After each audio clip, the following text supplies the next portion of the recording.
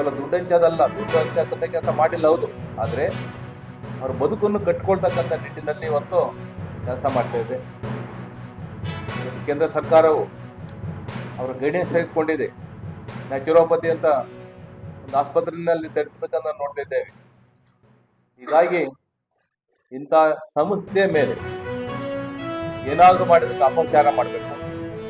ಎಲ್ಲಕ್ಕಿಂತ ಮಿಗಿಲಾಗಿ ಅದು ಹಿಂದೂ ದೇವಾಲಯ, ಜೈನ ಧರ್ಮೀಯರು ಅದನ್ನು ಅವತ್ತಿಂದಲೂ ಸಹ ನೋಡ್ಕೊಂಡು ಇದ್ದಾರೆ. ಸಹ ಧರ್ಮ ಒಂದು ಬಾಳೆ ನೆಡ್ತಕ್ಕಂಥದ್ದನ್ನು ಇಡೀ ವಿಶ್ವಕ್ಕೆ ಮಾದರಿಯಾಗಿ ಎರಡೂ ಧರ್ಮಗಳು ಸಮನ್ವಯತೆಯಿಂದ ಅಭಿವೃದ್ಧಿಪಡಿಸ್ತಕ್ಕಂಥ ನೋಡಿದ್ದೇವೆ. ಜನ ಒಪ್ಪಿದ್ದಾರೆ. ಇಂಥ ಸಂದರ್ಭದಲ್ಲಿ ಏನಾರು ಮಾಡಿ ಇಂಥ ಕ್ಷೇತ್ರಗಳನ್ನ ಹಿಂದೂಗಳ ಒಂದು ಭಾವನೆಯನ್ನ ಏನು ಅದನ್ನ ಒಂದು ನಂಬಿಕೆಯನ್ನು ಕಲಿತಕ್ಕಂಥ ಕೆಲಸ ಮಾಡಿದ್ರೆ ಏನಾರು ಅಲ್ಲಿ ತಂತ್ರ ರೂಪಿಸ್ಬೋದು, ಸಮಾಜವನ್ನು ಒಡಿಬೋದು ಅನ್ನೋ ರೀತಿಯಲ್ಲಿ ಮಾಡ್ತಿದ್ದಾರೆ.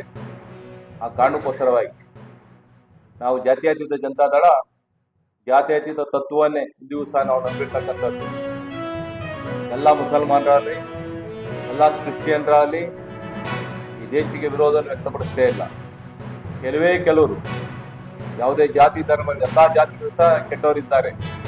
ಅಂಥವರು ಸೇರ್ಕೊಂಡು ಈ ಧರ್ಮವನ್ನು ಒಡೆಯೋದ್ರ ಮೂಲಕ ಸಂವಿಧಾನ ಮುಂದೆ ಇರಬಾರ್ದು.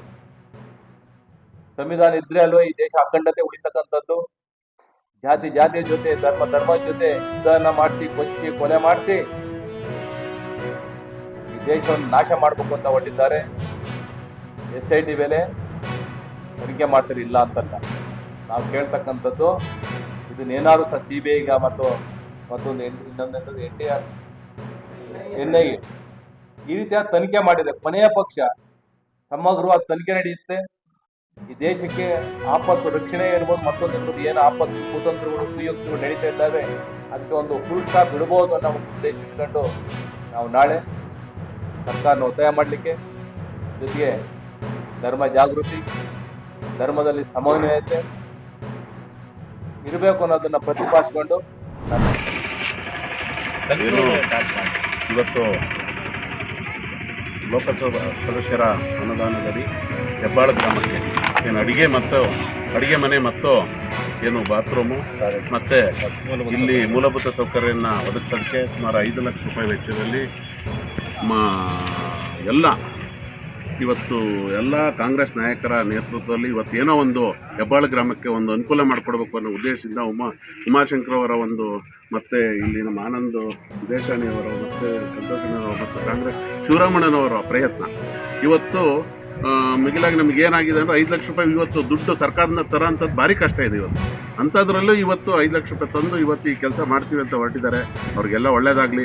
ಇಲ್ಲಿ ಯಾವುದೇ ಥರದ್ದು ರಾಜಕೀಯ ಅಂತ ಬೆರೆಸೋಂಥದ್ದು ಬೇಡ. ಊರಿನ ಅಭಿವೃದ್ಧಿಗೆ ಎಲ್ಲರ ಸಹಕಾರ ನೀಡ್ಕೊಂಡು ಒಂದು ಒಳ್ಳೆಯ ಕೆಲಸಕ್ಕೆ ಎಲ್ಲರೂ ಕೈ ಜೋಡಿಸ್ಕೊಂಡು ಒಳ್ಳೆಯದನ್ನು ಮಾಡ್ಕೊಂಡು ಗ್ರಾಮಕ್ಕೆ ಒಂದು ಒಳ್ಳೆಯದನ್ನು ಮಾಡ್ಕೊತ ಹೋಗಲಿ. ಇದಲ್ಲದೆ ಇನ್ನೂ ಹೆಚ್ಚು ಅಂತ ಅನುದಾನ ತರುವಂಥ ಎಲ್ಲರ ಒಕ್ಕರ ಒಂದು ಬಲವನ್ನು ನೀಡ್ತಾ ಈ ಗ್ರಾಮದ ಅಭಿವೃದ್ಧಿಗೆ ಮುಂದಾಗಬೇಕು ಅಂತ ಹೇಳ್ತಾ ಇವತ್ತು ಇಲ್ಲಿ ಕರೆಸಿ ಮಾತಾಡಲು ಅವಕಾಶ ಮಾಡಿಕೊಟ್ಟು ತಮ್ಮೆಲ್ಲರಿಗೂ ಒಂದು ಮಾತನ್ನು